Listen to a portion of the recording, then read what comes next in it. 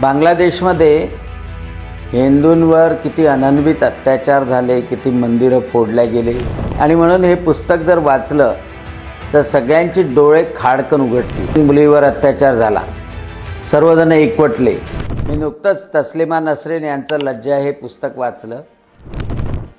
बांगलादेशमध्ये हिंदूंवर किती अनन्वित अत्याचार झाले, किती मंदिरं फोडल्या गेले आणि 1971 मध्ये घडलं, 1992 मध्ये घडलं आणि आतासुद्धा जेव्हा सत्ता पालट झालं त्यावेळेला सर्वात जास्त मार जर बसला असेल तर फक्त हिंदूंना। या पुस्तकातला नायक सुरंजन हा खरं म्हणजे कम्युनिस्ट असतो। तो स्वतःला हिंदू पण नाही मानायचा, त्याचे वडील पण कम्युनिस्ट आणि ते देशाला बांगलादेशला मानायचे। परंतु त्याची बहीण माया तिला कसं 7 लोकांनी पळवून नेलं आणि म्हणून हे पुस्तक सर्वांनी वाचावं की कशी मानसिकता आहे। अल्पवयीन मुलींवर कसे अत्याचार, महिलांवर कसे अत्याचार, म्हणजे आताही काय घडतंय आणि त्याचं मुख्य कारण एकच की हिंदू संरक्षणात्मक राहतो, आक्रमक कधी होत नाही आणि स्वतःचं संरक्षण करण्यासाठी सुद्धा संघटित होत नाही। म्हणजे हिंदू बहुल गावावर सुद्धा 100-200 लोकांचा जमाव चालून आला की सर्वजण ज्यांनी पैसे कमावलेले, जे जमीनदार आहेत, जे मोठे व्यापारी आहे, मोठी कमाई केली, हवेल्या बांधल्या, ते सर्वजण नांगी टाकत होते आणि नांगी टाकून फक्त भारतात पळायचं, पलायन करायचं असे हिंदू। परंतु कधीच त्यांना वाटलं नाही की समजा गावातल्या गरिबातल्या माणसावर जर कोणी अत्याचार करत असेल तर त्याच्या मदतीला धावून जावं।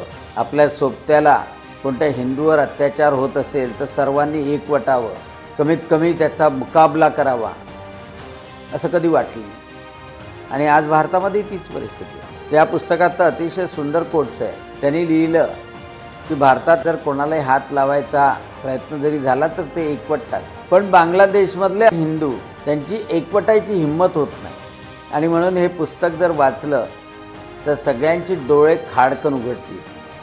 जे स्वतःला सेक्युलर म्हणतात, स्वतःच्या धर्मालाही मानत नाही, म्हणजे उगीचच लांगुलचालन वाईट प्रवृत्तीचं करतात, त्यांनी सुद्धा वाचलं पाहिजे की पुढच्या पिढीसमोर काय वाढून ठेवलेलं आहे त्याची कल्पनासुद्धा केली पाहिजे। आता मोदीजींनी मिझोराममध्ये भाषणामध्ये सांगितलं कि घुसपैठियों को सहारा देने वाले, संरक्षण करने वाले लोगों को पछतावा होगा। आणि ह्या परिस्थितीसाठी सगळ्यांनी एकवटणं म्हणजे काही आक्रमण करायचं थोडीच आहे, पण आपण कोणी जर का वाईट काम करत असेल, आता अकोल्यामध्ये मुलीवर अत्याचार झाला, सर्वजण एकवटले, तशा प्रकारचं एकवटणं सुद्धा, एकत्र होणं सुद्धा, त्याचा प्रतिकार करणं सुद्धा, हे सुद्धा महत्त्वाचं आहे। आणि म्हणून या लज्जा पुस्तकाच्या निमित्तानं तुमच्याशी हा संवाद साधला आहे।